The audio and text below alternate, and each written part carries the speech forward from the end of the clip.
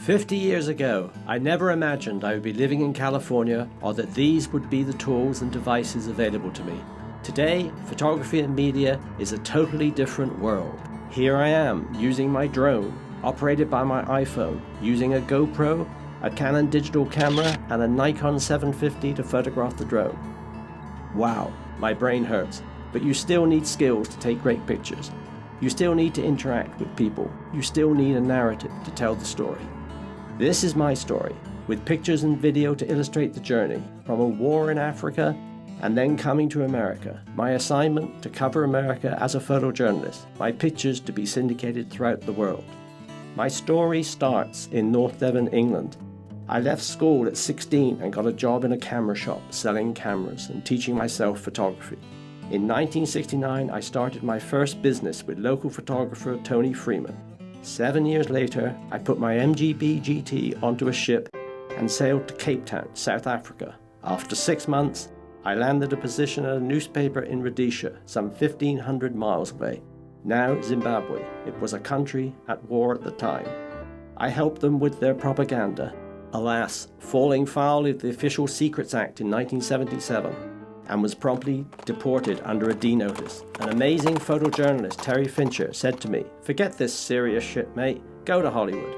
Terry owned a photo agency called Photographers International. They sent me to Canada with Prince Charles for the opening of the Calgary Stampede. Then I went to Los Angeles. I came to America as an Englishman. My only knowledge of America was movies, sports, some history. Jerry Brown was dating Linda Ronstadt. Cher was famous. The Shah of Iran fled to Mexico. Alfred Hitchcock was coming to the end of his career. John McEnroe won doubles at Wimbledon. And an actor called Ronald Reagan became the President of the United States. And I was there with a Secret Service credential. It had been 3 years since I left a small town in England. Quite frankly, standing in the same room and talking to the President of the United States was amazing. I still considered myself a serious photojournalist. MAD, mutually assured destruction, was still a nuclear policy. With my Secret Service credential, I got a flight on a KC-135 refueling B-52 nuclear bombers. Then I flew with the United States Air Force aerobatic team, the Thunderbirds. But the reality was, no one really cared. I was in Hollywood. English newspapers would call me, "You gotta go to Mexico, mate. Ringo Starr's making a movie called Caveman."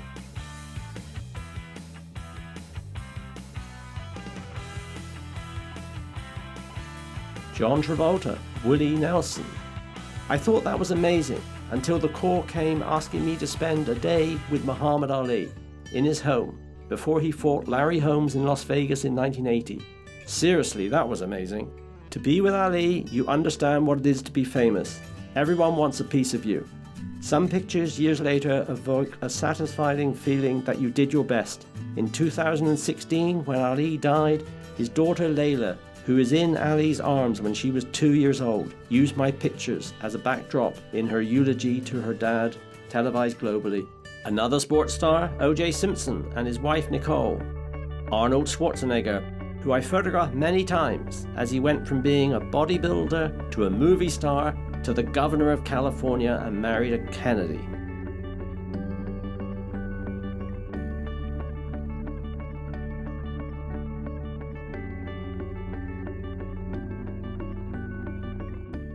Then there are odd stories, like the Genius Sperm Bank.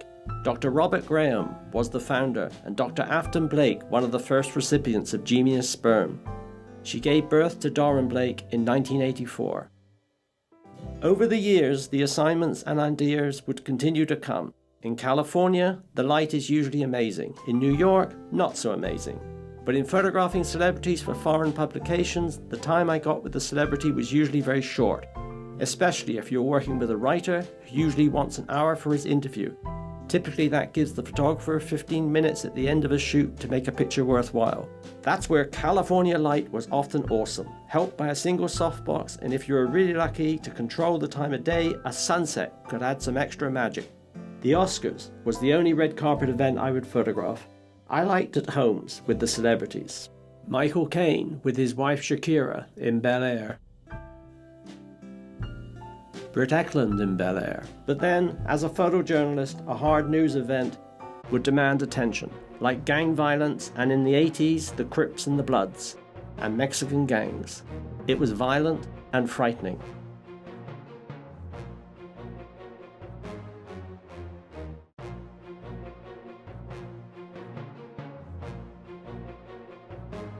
Jodie Foster,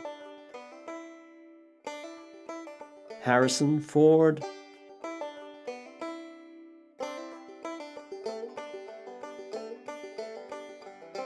Boy George,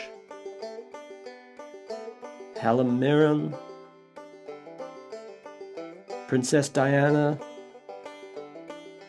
They kept my camera busy. Skateboarders like Tony Hawk, who turned into multi-millionaires later in life, and the increasing use of cocaine made for interesting shoots. And then another call to go to New York and spend 2 days with Sting. There was a rude awakening at 20,000 feet. Unexpectedly, Sting's manager came up to me with a contract that forbade any syndication of the pictures. I had 2 options: sign or get off the plane. I signed, but was not a happy camper. Travel is part of the job. The North, South Korean border, the DMZ. New York for Glenn Close.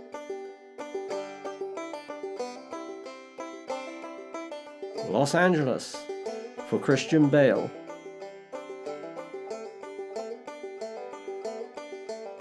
Johnny Cash in Nashville.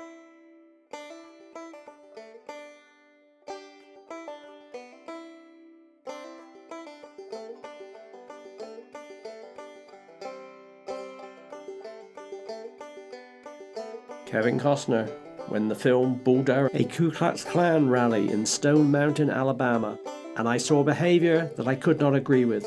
However, if you want to stay alive as a journalist, you need rat-like cunning and a plausible nature. Engage your subjects in friendly, amenable banter, then you get to live another day and meet the Righteous Brothers. Jack Lemmon on a beach. Day's work. Chase down Rennie Biggs, the English train robber in Brazil, and then to a Santa Barbara polo grounds at the invitation of Sylvester Stallone. Las Vegas for Val Kilmer and Joanna Whalley, an afternoon with Bo Derek, who starred with English comedian Dudley Moore in the movie 10. Both were fun.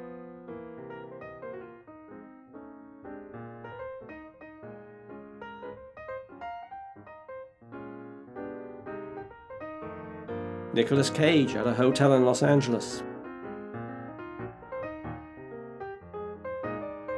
Zsa Zsa Gabor and her umpteenth husband, Prince Anwar, in their Bel Air mansion. Many of my early subjects are now deceased, but Zsa Zsa is 99 in 2016. Will she reach 100? My camera kept clicking over the years, photographing sports, politics, people in music, and legends. But I was always looking for what's next. Photographing established stars are a given, but who will be the stars of the future?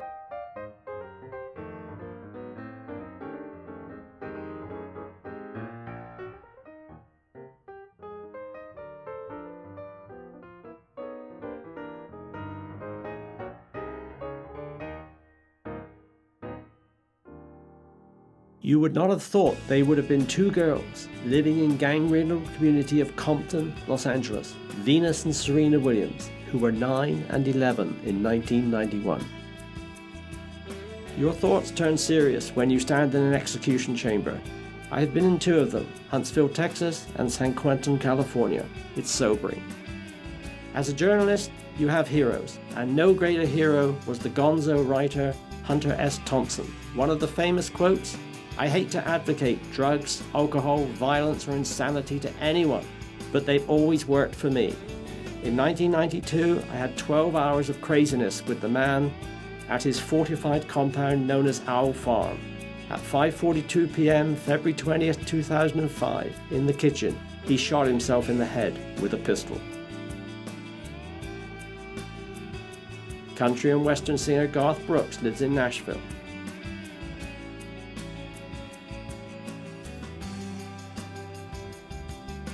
Lenny Kravitz in Malibu. Nigel Mansell loved driving fast cars. Walter Matthau stopped paying earthquake insurance on his home. 3 months later, 1994, the Los Angeles earthquake hit.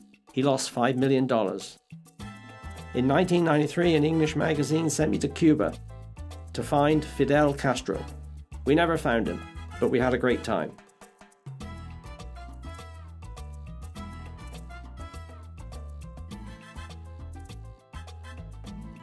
Had to break out my video skills for JFK Jr. when he took Daryl Hannah to Papua New Guinea. 10 years later, when I photographed Daryl Hannah alone, I did not bother to mention to her that I enjoyed our Micronesian holiday together. David Hockney was always a challenge to photograph, but I always came away with a good picture. Rob Lowe also obliged. And so did Phil Collins and Genesis. Kurt Cobain, Courtney and Bean, and after his suicide, Courtney alone with her band Hole. Robert Smith of Cure hated flying and went by bus on his concert tour of Northern California. Circus of Freaks in 1993. In 1994, Francis Ford Coppola. But the world of photography had changed, from film to digital.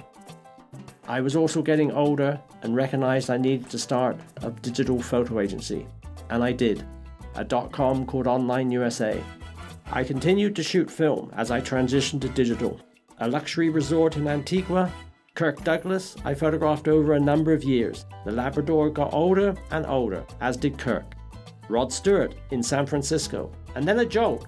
The 1994 Los Angeles earthquake, the one that damaged Walter Matthau's house, as well as killing 60 people and injuring 9,000. Jackie Collins in her stunning Beverly Hills home, and English comedian Lee Evans, who starred with Cameron Diaz in Something About Mary. Timothy Leary prepares to die in 1995. He died a few months later. Moody Blues wrote Timothy Leary is dead in 1968. What foresight. Dennis Hopper, George Clooney, Anna Nicole Smith, bubbling in the bath. And a different type of media starts to emerge. The aggregator, Matt Drudge, and the Drudge Report. I sell my business to Getty Images. Rachel Hunter in 1999. I'm still a photographer, I still travel and photograph. A helicopter shot of Sunset Boulevard in 2001. A Star Wars missile test observed from Woodland Hills.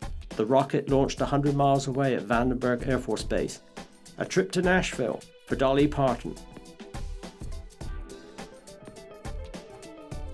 A mega church in Kentucky. 20,000 people attend a Sunday service. The Naked Cowboy in New York. Tony Curtis, actor and artist, moved to Las Vegas. Johnny Rotten, Larry Hagman, and Linda Gray unite after Dallas. Ray Charles and Kevin Costner at home. And it's 2 years after I sold the .com to Getty Images and I'm wondering what to do. I am 54 years old. 2002 was a busy year. I spent a lot of time thinking whilst in a remote desert photographing the Mars Society in Utah. I decided to start another company, BWP Media USA, and created a celebrity brand, Pacific Coast News, but I would continue to take photographs. The Segway in Santa Monica, and for a brief moment, fun off Route 66, an erotic burlesque show. Jay Leno and one of his cars from his enormous collection. How am I driving? Asks Scott A. Maxwell as he drives the Mars rover from JPL in Pasadena, California. Jonathan Ive, designer of the iPhone and all things cool at Apple. Elon Musk and his dreams of space and electric cars. 12,800 ASA allows incredible low-light photography.